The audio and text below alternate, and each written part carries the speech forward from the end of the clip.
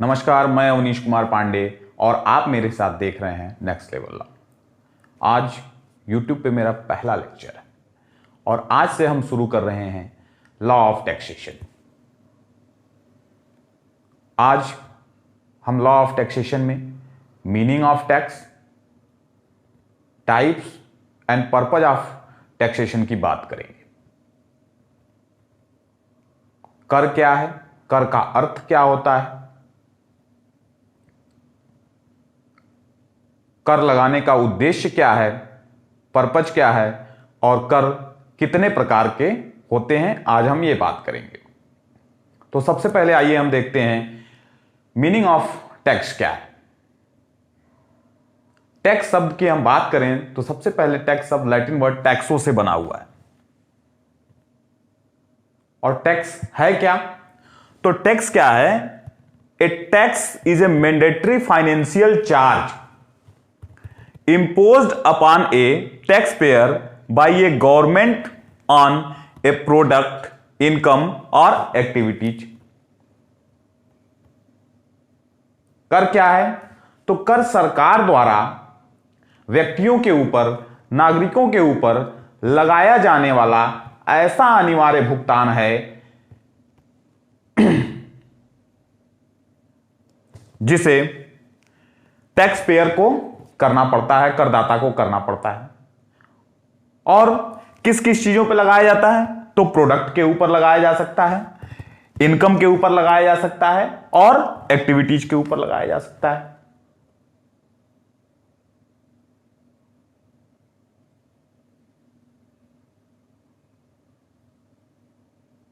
कर का तात्पर्य यह है कि कर क्या है? तो कर सरकार द्वारा अनिवार्य रूप से लगाए जाने वाला शुल्क है और नागरिकों को या जो भी व्यक्ति हैं, पर्सन के अंतर्गत आते हैं, जो आगे मैं डिस्कस करूंगा, उन सभी व्यक्तियों को कर देना अनिवार्य होता है और वो सरकार को कर देने से मना नहीं कर सकते। और अगर सरकार को कर देने से मना करते हैं तो सरकार इसके लिए उन्हें दंडित भी कर सकती है।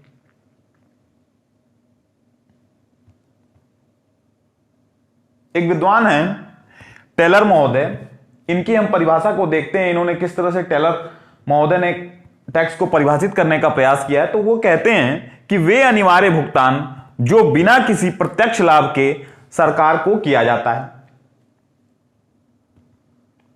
मतलब कि अनिवार्य भुगतान, मैंडेटरी शब्द का प्रयोग किया है, अनिवार्य शब्द का प्रयोग किया है और कर के बदले में हम किसी प्रत्यक्ष लाभ की आशा नहीं करते।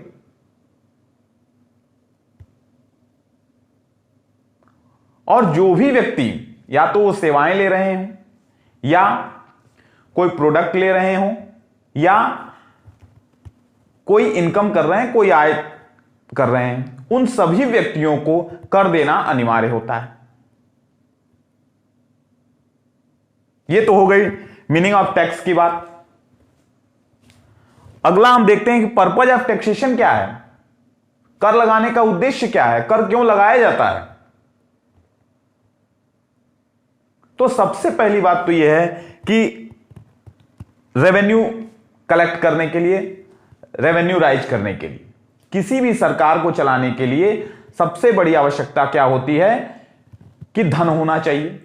बिना धन के कोई भी गवर्नमेंट चल नहीं सकती है, बिना धन के कोई भी काम किया नहीं जा सकता है। दूसरी बात क्या है? इकोनॉमिक डेवलपमेंट के लिए सरकार क्या करती है कि थोड़ी थोड़ी मात्रा में लोगों से कर कलेक्ट करके, कर इकट्ठा करके और उसको क्या करती है कि विकास के कार्यों में लगाती है, वेलफेयर स्टेट में, डेवलपमेंट के कार्यों में लगाती है। और तीसरा अगर हम देखें तो रिड्यूशन ऑफ इनइक्वालिटी की बात कही। समाज में जो असमानताएं हैं उनको कम करने के लिए सरकार द्वारा टैक्स लगाया जाता है।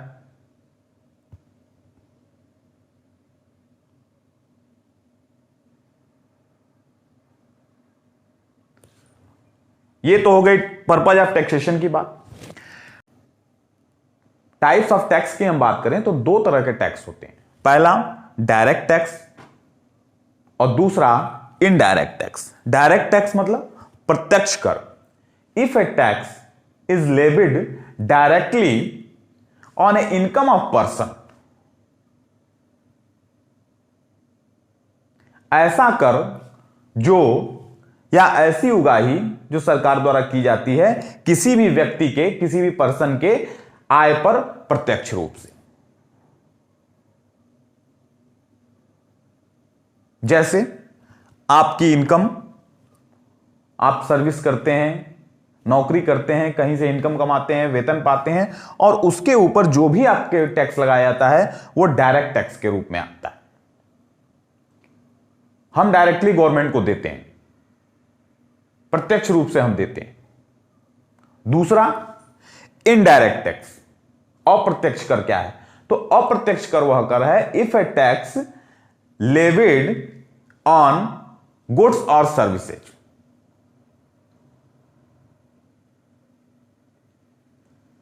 ऐसा कर जो हम किसी माल के पर देते हैं या सेवाओं के बदले में देते हैं, वो अप्रत्यक्ष कर के रूप में के अंतर्गत आते हैं।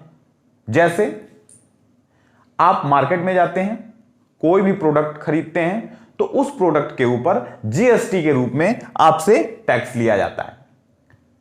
यहां पर आप टैक्स गवर्नमेंट को डायरेक्ट नहीं दे रहे हैं, इनडायरेक्ट के रूप में दे रहे हैं, अप्रत्यक्ष तरीके से दे रहे हैं। आपने प्रोडक्ट खरीदा, प्रोडक्ट में किसी भी उत्पाद में या किसी भी सर्विस के बदले टैक्स उसमें इंक्लूडेड होता है, टैक्स जुड़ा होता है, तो उसे अप्रत्यक्ष कर कहते हैं। आई होप ये वीडियो आपको पसंद आई होगी और आपको मीनिंग ऑफ टैक्स समझ में आ गया होगा और purpose and types of taxation आपको अच्छे से समझ में आ गया होगा। अगर आपको वीडियो अच्छा लगा हो तो इसे लाइक करें, शेयर करें और चैनल को सब्सक्राइब करें और बेल आइकन को दबा दें ताकि आपको आने वाले अगली वीडियोज की नोटिफिकेशन आपको मिलती रहे। नमस्कार, धन्यवाद।